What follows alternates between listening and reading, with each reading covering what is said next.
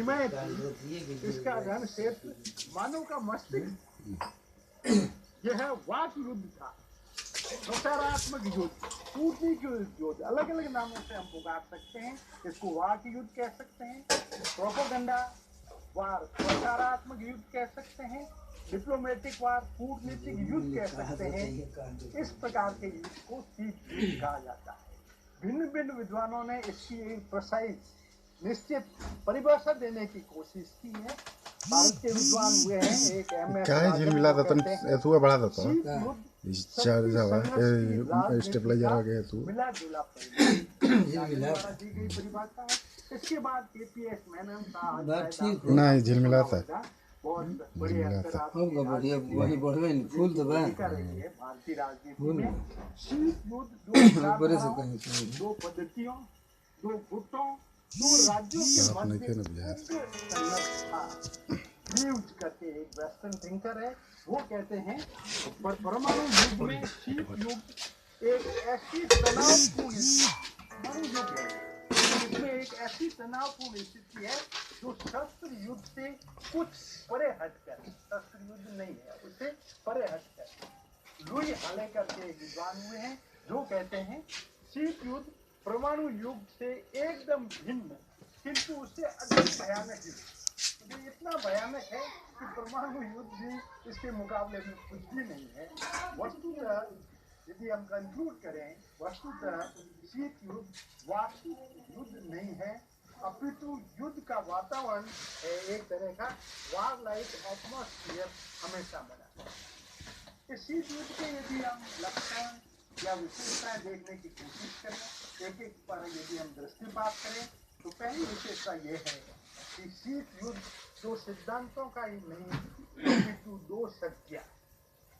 Soviet संघ, मैं Soviet संघ बार बार शब्द उपयोग कर रहा हूँ, उसका कारण आजकल सोवियत संघ नहीं है, लेकिन जिस समय शीत युद्ध की उत्पत्ति हुई थी और वो पराकाष्ठा पर था तो वो सोवियत संघ ही हुआ करता था। आज के समय में शीत युद्ध की स्थिति कुछ अलग है, जिसको हम अलग वार्ता में इसके बारे में विचार विमर्श करेंगे। तो यहाँ पर सोवियत संघ में अस्तवायी सोवियत संघ, पहले वाला सोवियत संघ से मेरा अर्थ है सोवियत संघ और अमेरिका का आपसी संघर्ष था। दूसरी विशेषता यदि देखें इसकी, शीत युद्ध में प्रचार का महत्व था, प्रोपोगंडा क्लाइमैक्स पर, पराकाष्ठा पर, ये वाक युद्ध था, शब्दों से लड़ा जाने वाला युद्ध था। इसमें दोनों महाशक्तियां विभिन्न तरीकों से अपनी स्थिति सुदृढ़ करने में लगी रही, मजबूत करने में लगी रही। साउंड खाली कर लिया। गर्म युद्ध से अधिक भयानक एक वार हो जाता है, शस्त्रों का वार, उससे भी एक भयानक युद्ध था।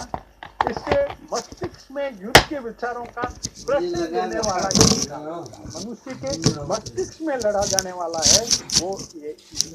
तो ये सामान्य विशेषताएं हैं शीत युद्ध की, हम देख सकते हैं। इस पर भी अक्सर प्रश्न पूछा जाता है विद्यार्थियों कि शीत युद्ध के प्रमुख लक्षण का वर्णन को आप आगे एलाबोरेट कर सकते हैं, उसकी और विस्तृत व्याख्या कर सकते हैं।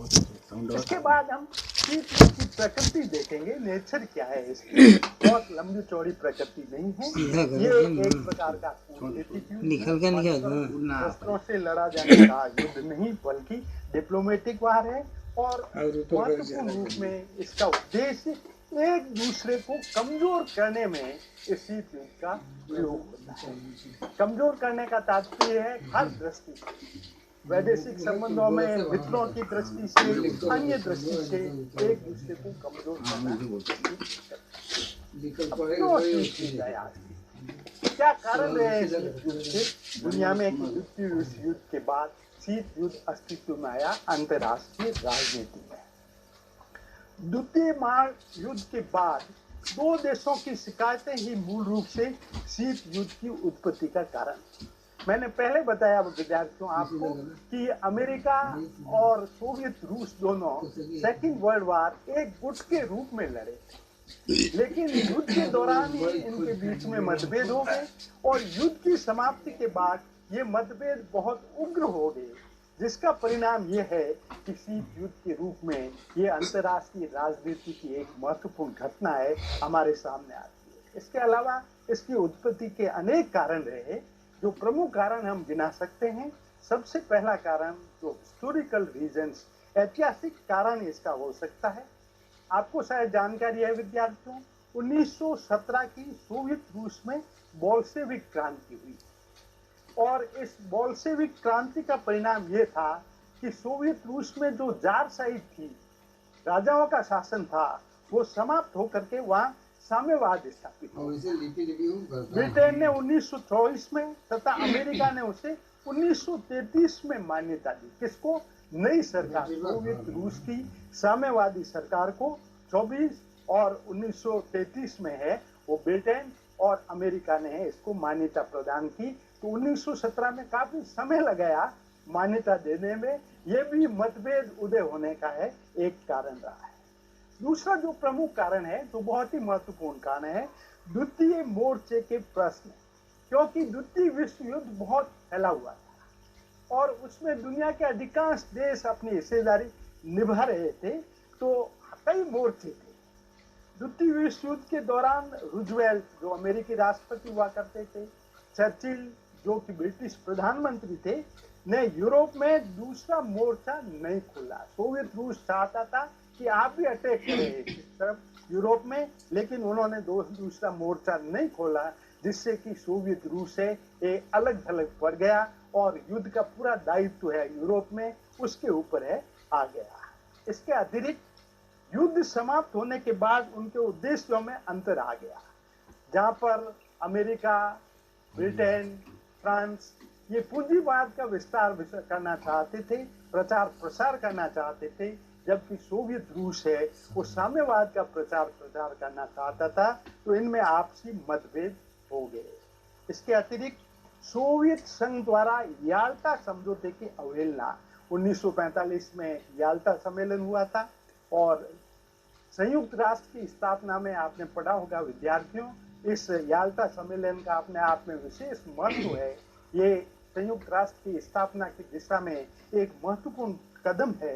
इस याल्टा समझौते में रूजवेल्ट, स्टालिन और चर्चिल मौजूद थे। उस समझौते किए 1945 में, जिनका सोवियत संघ ने, हालांकि समझौते का वो पार्ट था, भागीदार था, लेकिन इसकी कई शर्तों की है वो सोवियत संघ ने अमेरिका या ब्रिटेन को पसंद नहीं थी। इसके अलावा अणु बम का आविष्कार हो गया था बहुत पहले से, और आपको जानकारी है द्वितीय विश्व युद्ध के दौरान अणु बम का प्रयोग भी हुआ था हिरोशिमा और नागासाकी में अमेरिका की तरफ से। इस अणु बम के सोवियत रूस से इस अणु बम के आविष्कार के बारे में इसका क्या रहस्य है, क्या साधन चाहिए, अमेरिका ने पूरी तरह से गुप्त रखा सोवियत रूस से, लेकिन यही बात उसको ब्रिटेन को बता दी, पूरी तरह से परिचित रखा ब्रिटेन को। तो सोवियत रूस से इससे भी वैमनस्य था कि जहां पर वो अपना जो गुप्त भेद है अणु बम के बारे में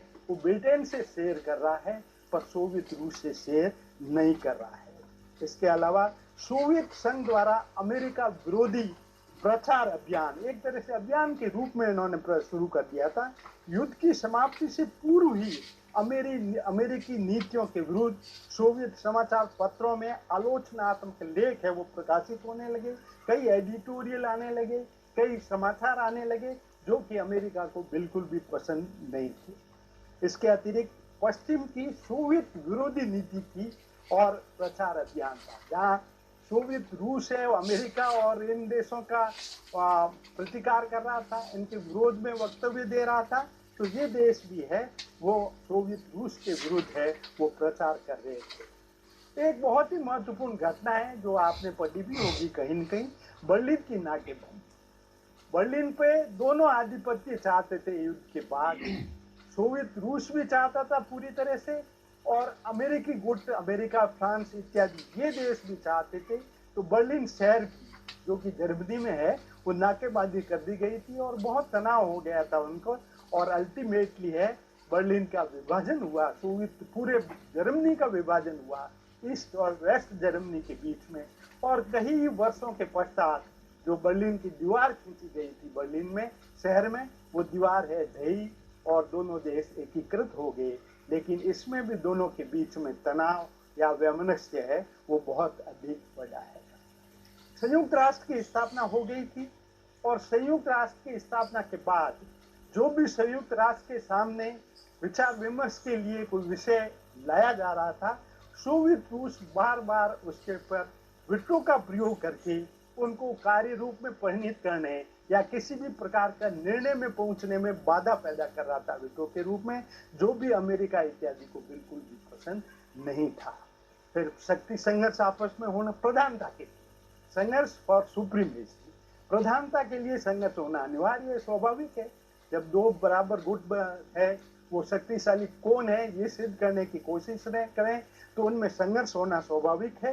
तो विश्व पर प्रभुत्व स्थापित करने के लिए सोवियत संघ और अमेरिका के बीच में आपसी प्रतिस्पर्धा थी, आपसी संघर्ष था और हितों का संघर्ष। अंतर्राष्ट्रीय राजनीति का एक महत्वपूर्ण पहलू है कि हित संघर्ष पहले देश का हित।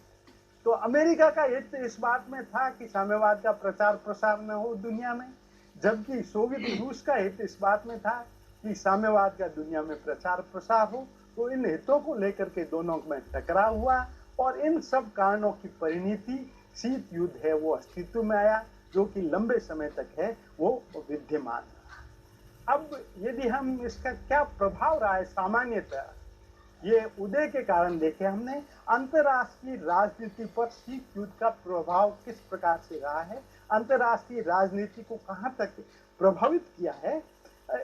इस शीत युद्ध के कारण विश्व में भय व आतंक के वातावरण को जन्म दिया हर टाइम, जिससे शस्त्रों की ओर बढ़ी बहुत ज्यादा। और इसके अतिरिक्त भी शीत युद्ध के कई प्रभाव पड़े हैं, जिसमें सबसे प्रमुख प्रभाव है विश्व दो प्रतिस्पर्धी गुटों में विभाजित हो गया। विश्व राजनीति का स्वरूप द्विपक्षीय बन गया, जो वर्तमान में नहीं है। शीत युद्ध के अवसान के साथ ये द्विपक्षीय विश्व है वो समाप्त हो गया। इसके अलावा दूसरा प्रभाव ये है कि आतंक और अविश्वास के दायरे में विस्तार हो गया। बहुत आतंक बढ़ गया, एक दूसरे देशों के बीच में अविश्वास बढ़ गया, अंतर्राष्ट्रीय संबंधों में गहरे तनाव आ गए, वैमनस्य आ गया, प्रतिस्पर्धा आ गई और एक दूसरे के प्रति अविश्वास की स्थिति है वो पैदा हो गई। इसके अलावा आणविक युद्ध की संभावना का भय हमेशा रहा। आपने 1962 की एक घटना सुनी होगी, पढ़ी होगी बालकों, वो है क्यूबा संकट की बात। क्यूबा जो कि एक साम्यवादी देश था और सोवियत रूस से सपोर्टेड था। सोवियत रूस बहुत सारे शस्त्र सामान क्यूबा में ले जा रहे थे सप्लाई करने के लिए और अमेरिका ने उसकी घेराबंदी की, उसके जहाजों को आगे नहीं आने दिया और स्थिति ऐसी बन चुकी थी कि युद्ध होने वाला है, तृतीय विश्व युद्ध होने वाला है, ये स्थिति बन गई थी। लेकिन फिर प्रयासों से हॉटलाइन कम्युनिकेशन, ये भी अंतर्राष्ट्रीय राजनीति का एक शब्द है प्रिय विद्यार्थियों, हॉटलाइन कम्युनिकेशन हुआ। रातों रात समुद्र में तारें बिछी, आज की तरह मोबाइल नहीं थे और उन तार के माध्यम से अमेरिकी राष्ट्रपति और सोवियत संघ के जो प्रधान थे उन्होंने वार्ता की और किसी तरह से ये हाल युद्ध है वो टल गया। एकदम युद्ध की स्थिति बन गई थी, आणविक युद्ध की संभावना बन गई थी, ये भी बहुत बड़ा प्रभाव रहा है। फिर सैनिक संधियां, सैनिक गुटबंधन का उदय। आपने कई तरह की सैनिक संधियां पढ़ी होगी अंतर्राष्ट्रीय राजनीति में। नाटो जो अमेरिकी सपोर्टेड है, सीटो, सेंटो, वार्सा जो सोवियत रूस सपोर्टेड है, इस प्रकार के कई सैनिक गठबंधन पैदा हुए और खास करके नाटो और वार्सा का मैं यहाँ पर रेफरेंस देना चाहूँगा कि नाटो पूरी तरह से अमेरिकी सपोर्टेड था, जो आज भी है। वार्सा अब फेल हो गया है करीब करीब, और वो सोवियत रूस के द्वारा सपोर्टेड थे और इनमें आपस में है वो गठबंधन अपने अपने देशों को वो प्रोत्साहन देते थे, जिससे कि शीत युद्ध में बहुत उग्रता का वातावरण है वो आ गया। इसके अलावा शस्त्रीकरण की अविरल प्रतिस्पर्धा, शस्त्रों की होड़ न कभी भी खत्म नहीं होने वाली, कंटिन्यूअस लगातार निशस्त्रीकरण की योजनाएं धूमिल हो गई। बहुत सारे साल्ट सम्मेलन हुए, स्ट्रेटेजिक आर्म्स लिमिटेशन स्टॉक पर, वो सब व्यर्थ रहे, धूमिल हो गई। अरबों डॉलर शस्त्र प्रविधि और शस्त्र निर्माण पर प्रतिवर्ष दोनों देशों बल्कि विश्व के अधिकांश देशों द्वारा खर्च किए जाने लगे और इसकी प्रतिस्पर्धा है वो शस्त्रों की होड़ उत्तरोत्तर है वो बढ़ती गई। अंतर्राष्ट्रीय राजनीति में सैनिक दृष्टिकोण का पोषण दूसरे नहीं, आर्थिक दृष्टिकोण नहीं, सांस्कृतिक दृष्टिकोण नहीं, ये सब सेकेंडरी रह गए और प्रारंभिक कौन सा हो गया, सैनिक दृष्टिकोण है वो प्रारंभ हो गया। इसके अलावा बहुत महत्वपूर्ण प्रभाव है इसका, संयुक्त राष्ट्र संघ को पंगु बना दिया। कभी सोवियत रूस विटो कर देता था सिक्योरिटी काउंसिल में, कभी वेस्टर्न कंट्रीज अमेरिका इत्यादि और उसके सपोर्टेड देश है वो विटो कर देते थे और कोई निर्णय नहीं हो पाता। परिणाम ये हुआ कि संयुक्त राष्ट्र जिसको विश्व की केवल शांति के लिए ही नहीं अन्य कई प्रकार के दायित्व हुआ करते थे उनको, वो अंतर्राष्ट्रीय राजनीति का इन महाशक्तियों के बीच होड़ का एक अखाड़ा बन गया। सुरक्षा परिषद द्वारा प्रभावी कार्रवाई संभव न हो पाती थी। कहीं सेना भेजने का प्रश्न है, आर्थिक सहायता देने का प्रश्न है या अन्य प्रकार के शांति प्रस्ताव का प्रश्न है, इन सब में ये देश है बार बार विटो करते थे। नतीजा ये था कि सुरक्षा परिषद किसी भी प्रकार का निर्णय है वो लेने में असमर्थ थी। युद्ध के काम होते थे पर मानवीय कल्याण के कार्यक्रमों की उपेक्षा हो। आपका 1 पॉइंट प्रोग्राम है, जब शस्त्रों की होड़ प्रोग्राम है, अंतर्राष्ट्रीय राजनीति में वर्चस्व स्थापित करने की होड़ है, तो स्वाभाविक है कि मानवीय कल्याण के कार्यक्रमों की पूरी तरह से उपेक्षा थी। विश्व राजनीति सुरक्षा की समस्या तक ही सीमित थी कि एक दूसरे पर हमला न हो और रह गई थी, तथा मानव कल्याण कार्यों का स्वरूप है अत्यधिक गौण हो गया था। जो भी संयुक्त राष्ट्र का एक है वो महत्वपूर्ण कार्य था।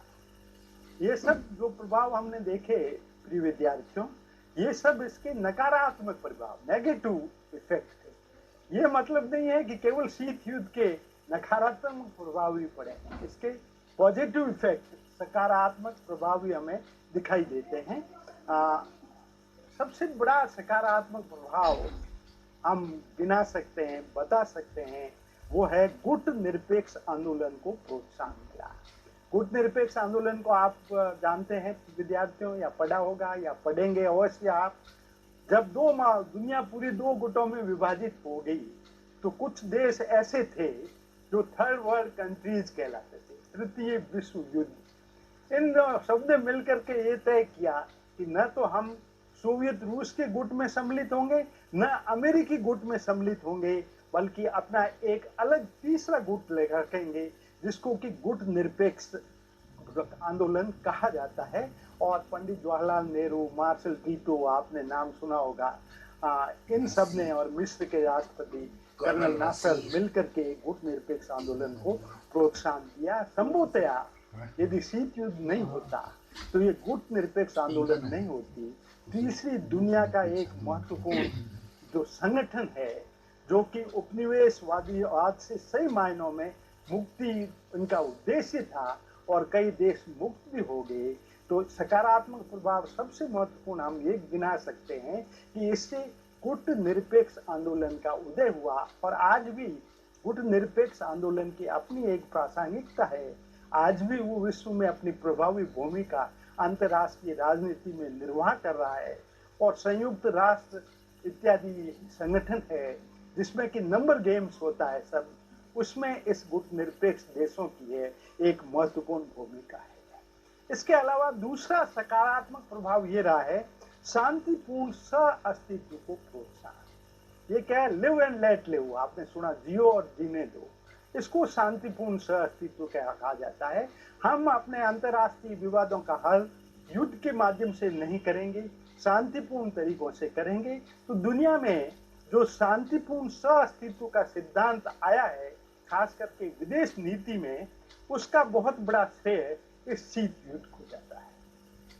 इसके अलावा तकनीकी और प्राविधिक उन्नति हुई। शस्त्रों के होड़ ने, हालांकि आणविक अस्त्र शस्त्रों का विकास हुआ, पर केवल शस्त्रों की होड़ आणविक तक या आणविक शस्त्रों तक ही सीमित नहीं रही, बल्कि अन्य जो कल्याणकारी योजनाएं हैं उसमें भी आणविक शस्त्र का निर्माण होने लगा, उनका उपयोग किया जाने लगा, उनकी बहुत सारी उन्नति हुई। और हम देखते हैं कि कई सरकार ऊर्जा योजनाएं जो आणविक पर आधारित हैं, उनका विकास भी इस शीत युद्ध के कारण हुआ। फिर यथार्थवाद का आविर्भाव, कोई आदर्शवादी नहीं, कल्पनावादी नहीं, बल्कि यथार्थवादी राजनीति का उदय हुआ। कौन सा देश किस तरह से कहाँ जाता है, किस तरह से क्या कार्य करता है, वास्तव में यथार्थ में वो कैसा है, आदर्श की बात नहीं। मेरा हर एक देश का अपना विदेश नीति का क्या उद्देश्य है, जो यथार्थ पर आधारित होना चाहिए। और शीत युद्ध के कारण इस यथार्थवादी राजनीति, आदर्शवादी राजनीति के स्थान पर इसका उदय हुआ। फिर शक्ति संतुलन की स्थापना हुई। कम से कम कई कमियां रही है शीत युद्ध में, लेकिन शक्ति संतुलन, एक तरफ अमेरिकी गुट, एक तरफ सोवियत संघ गुट, इन दोनों के बीच में शक्ति संतुलन और बहुत अधिक प्रभावी है। कोई भी एक गुट है वो नहीं हो पाया, और अंतर्राष्ट्रीय राजनीति में शक्ति संतुलन को इन्होंने है वो इससे बहुत ही बल मिला। तो ये प्रिय विद्यार्थियों, हमने संक्षेप में क्या है शीत युद्ध, कैसे इसकी उत्पत्ति हुई, क्या इसकी विशेषताएं, क्या कारण है, इसके क्या क्या प्रभाव रहे हैं, नेगेटिव प्रभाव क्या रहे हैं, पॉजिटिव प्रभाव क्या रहे हैं, उन सब के बारे में हमने चर्चा की। यदि हम इसको कंक्लूड करने की कोशिश करें, निष्कर्ष निकालने की, मैं यही बात कहूँगा कि एक और व्याख्यान इस पर हम चर्चा करेंगे, और उसमें शीत युद्ध का अवसान हो गया। आप शायद समझ रहे होंगे कि अब तो शीत युद्ध दुनिया में समाप्त हो गया, क्या चर्चा की जा रही है, पर इतिहास के पन्नों में ये शीत युद्ध हमेशा रहेगा। हालांकि अवसान की स्थिति 1989 के बाद, सोवियत रूस के विघटन के बाद, आजकल सोवियत रूस जैसा कोई भी देश नहीं है, उसके टुकड़े हो चुके हैं, साम्यवाद वहाँ से अधिकांश जगह से समाप्त हो चुका है। इनका 1989 से इसके मूल कारणों की समाप्ति हो गई। समाप्ति होते हुए भी ये शीत युद्ध किसी न किसी रूप में आज भी विद्यमान है। हो सकता है कि इसके एक्टर अब सोवियत रूस और अमेरिका नहीं है, इसके एक्टर कई और देश हो गए हैं। तो अंतर्राष्ट्रीय राजनीति का ये एक महत्वपूर्ण पहलू रहा है और रहेगा, और कभी भी उग्र शीत युद्ध का रूप है ये ले सकता है।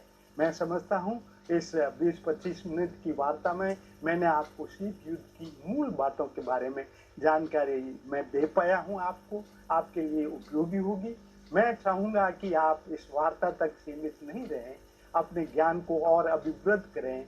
अंतर्राष्ट्रीय राजनीति पर कई सारी किताबें उपलब्ध है, उन सबको पढ़ें, और यदि ज्ञान को आप अभिवृद्ध करेंगे तो आपको इससे सही मायने में इस पे नॉलेज जो है वो आपका पूरा हो सकता है। परीक्षा में अक्सर प्रश्न आते रहते हैं शीत युद्ध पे, और एक ही प्रश्न नहीं आता, कई प्रश्न बनते हैं। उन प्रश्नों का आप सटीक और वास्तविक उत्तर दे पाएंगे। मैं आपके सुखी और समृद्ध भविष्य की कामना करता हूं, और अच्छे अंकों से जो भी आपका उद्देश्य है उस उद्देश्यों को आप पूरा करें। बहुत बहुत धन्यवाद।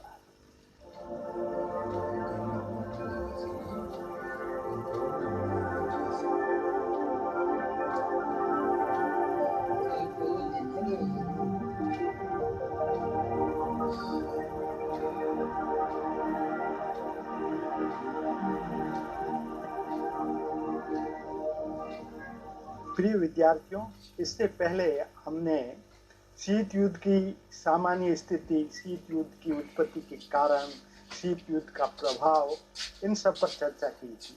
आज इसी से संबंधित एक और महत्वपूर्ण विषय पर हम चर्चा करेंगे, और वो विषय है शीत युद्ध का अंत। पहली वार्ता में मैंने आपको बताया था कि शीत युद्ध अब इतिहास के पन्नों पर सिमट गया है, कारण कि 1991 के बाद शीत युद्ध समाप्ति की ओर अग्रसर हो गया है। तो आज की वार्ता में सामान्य परिचय के अलावा शीत युद्ध के अंत के प्रमुख समझौते और घटनाएं कौन कौन सी रही है, शीत युद्ध की समाप्ति के क्या क्या कारण रहे हैं, शीत युद्ध की समाप्ति का अंतर्राष्ट्रीय राजनीति पर क्या प्रभाव रहा है, इन बिंदुओं पर चर्चा करेंगे, और उसके बाद बात को समेटने की कोशिश करूंगा। यदि हम परिचय देखें तो द्वितीय विश्व युद्ध के बाद सोवियत संघ और अमेरिका के संबंधों को 4 युगों में विभाजित किया जा सकता है, और ये 4 युग हैं। शीत युद्ध, जो कि 1946 और 1962, जब शीत युद्ध पराकाष्ठा पर था, हाइट में था। अपनी चरम सीमा पर था। उसके बाद बीता तनाव शैथिल्य का काल, जब दोनों के बीच में कुछ तनाव कम हुआ था। इसको 1963 और 1979 का पीरियड कहते हैं। द्वितांत अंतर्राष्ट्रीय राजनीति का एक महत्वपूर्ण शब्दावली है जिसका अर्थ होता है संबंधों में सुधार करना या तनावपूर्ण संबंधों में शीतलता आना। तो ये दूसरे चरण में हम उसको द्वितांत का युग कह सकते हैं, जिसमें दोनों के बीच में है संबंधों में तीव्रता कटुता की जगह शीतलता आई है। और उसके बाद जो तीसरा काल है उसको हम दूसरा शीत युद्ध कह सकते हैं। पहला शीत युद्ध 1946 और 1962 जैसा मैंने अभी आपको बताया। दूसरा शीत युद्ध का काल है 1979-1984। द्वितांत के बाद पुनः शीत युद्ध प्रारंभ हो गया।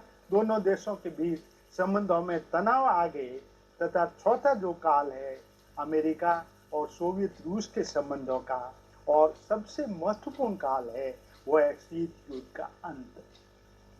6 वर्ष की अवधि ऐसी है जिसमें धीरे धीरे तनाव में कमी आई, कई प्रकार के संधि समझौते हुए, और ये पीरियड है, ये काल है 1985 से लगाकर 1991 तक, 1985 टू 1991, जब इस अवधि में शीत युद्ध पूरी तरह से समाप्त हो गया और दोनों महाशक्तियां हैं बहुत अधिक नजदीक आई।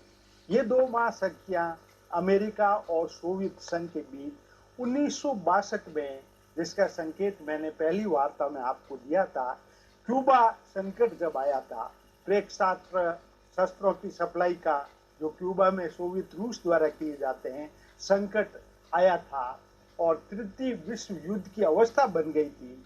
एक भयानक अनुभव है हो रहा, और इसके बाद 1962 के बाद धीरे धीरे संबंधों में तनाव की स्थिति बदली, उसमें कमी आई और आपसी सहयोग और सद्भाव का काल रहा है, जिसको हम दूसरा शीत युद्ध की समाप्ति और द्वितांत का काल कह सकते हैं। इसे द्वितांत या तनाव शीतलता कहा गया है, जिसकी मैंने अभी आपको व्याख्या की है। इस समय में 3 शिखर बैठकें हुई और अनेक महत्वपूर्ण समझौते हुए, जैसे परमाणु अप्रसार संधि 1968 की, साल्ट प्रथम तथा द्वितीय स्ट्रेटेजिक आर्म्स लिमिटेशन टॉक पहला और दूसरा, और पहला और फिर 1971 में दूसरा हुआ, और ये प्रक्रिया उलटने लगी और जल्दी ही इसने दूसरे शीत युद्ध का रूप ग्रहण कर लिया। अर्थात जहाँ शांति वार्ताएं होती थी, शीतलता संबंधों में शीतलता आ रही थी, द्वितांत का पीरियड था, ये समाप्त होकर के दूसरा शीत युद्ध है वो उसकी उत्पत्ति हो गई। अब शीत युद्ध के अंत के कारण क्या रहे हैं और अंत होने में कौन कौन से महत्वपूर्ण समझौते थे, कौन कौन सी घटनाएं थी, जिसके कारण कि धीरे धीरे ग्रेजुअली शीत युद्ध 1985 से लगा करके 1991 की अवधि में पूरी तरह से समाप्त हो गया। इसको ये पीरियड है जो 1985-1991 का, ये काल अवधि शीत युद्ध की अंत की दृष्टि से बहुत ही महत्वपूर्ण है।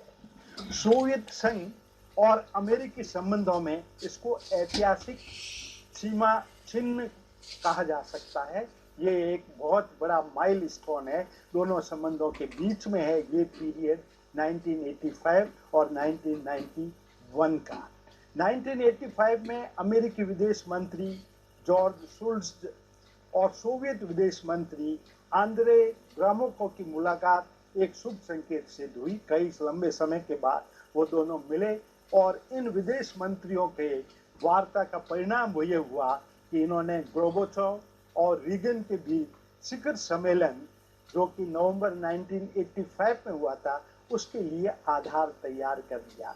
गोर्बाचोव सोवियत रूस और रीगन अमेरिकी राष्ट्रपति, इसके बीच में एक शिखर सम्मेलन हुआ। इसके बाद एक शिखर वार्ताएं और समझौते होते गए और 1991 के अंत तक शीत युद्ध समाप्त हो गया। शीत युद्ध की समाप्ति के लिए कई समझौते और शिखर वार्ताएं बहुत ही महत्वपूर्ण है, एक एक करके हम उसको लेंगे। जिनेवा वार्ता हुई सबसे इम्पोर्टेंट, सबसे महत्वपूर्ण, नवंबर